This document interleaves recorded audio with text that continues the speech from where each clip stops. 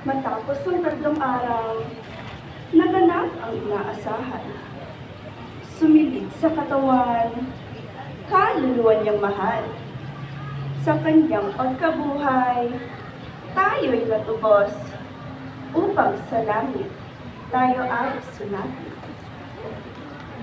Sa pamamanaag ng gintong silahis, sari-saring kulay, iyong mamamasid. Ngunit kakaibang nagbuhat sa yungin, katawang usiyak ng poon kong ibig. Bendisyon mo, Ina, sa bunso mong anak, na kung mangyayari sa aming igawat, nang masapit namin ang gintong pangarap, luwalhating langit na walang pagabag.